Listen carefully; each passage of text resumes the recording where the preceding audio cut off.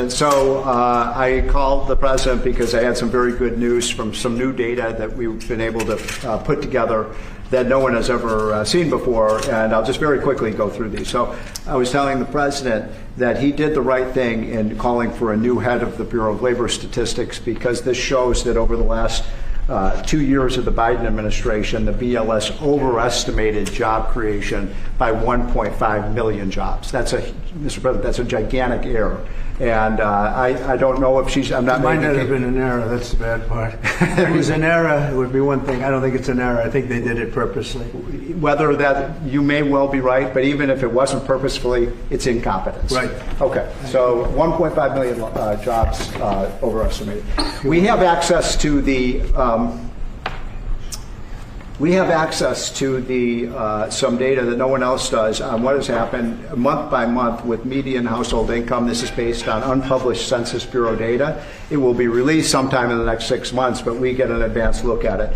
And so I was telling the president, in his first 5 months in office, starting in January through the end of June, the average median household income adjusted for inflation for the average family in America is already up $1,174. That's an incredible number. Yeah. Just came out. Just came out. So that's a giant gain. And if I would have said this, nobody would have believed it. There's your number. We're doing well. So the next one compares, we finally have the 2024 data on what happened with real family income in the United States. And so what I did was I compared the record in Donald Trump's first term with the Joe Biden first term. And you can see that, by the way, these dotted lines here, Mr. President, that's COVID. So if it had not been for COVID, these numbers would have been substantially better. But even taking account President Trump's last year in 2020, we saw a $6,400 real after-inflation gain in income for the average family. And that compares with Joe Biden, which was a measly $551. So, Mr. President, you gain 10 times more income for the average family than Joe Biden is because of your policies.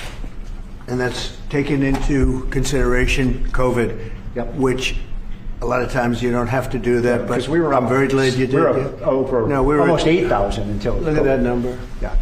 Okay. So then we looked at which families did the best, and we have data from the Census Bureau that shows by income percentage. So the 25th percentile is the lowest income, 75th percentile is the highest income. And what I find fascinating about this, Mr. President, is every income group did better. The red is President Trump, the blue is President Biden. Every single income group did better under President Trump. But what's really amazing is look what happened under Biden. The lowest income group lost income under Biden. They were poor 4 years after Biden's presidency. No gain virtually whatsoever for the middle class. And the rich was the only group that did better under Biden, which is ironic because Biden keeps saying he was trying to get rid of income inequality. He made income inequality worse, not better. It was President Trump that reduced income inequality. These numbers just came out, by the way. Yep. And then finally, these are the numbers just I just showed you in percentage terms. Mr. President, these are the numbers in dollar terms. So even the lowest income, 25th percent, gained about $4,000 in income. That's a lot for a lower income family. $6,400 for the middle class and almost $10,000 for the richest. So you can see every income group did better under Trump than Biden by a wide margin. That's the story.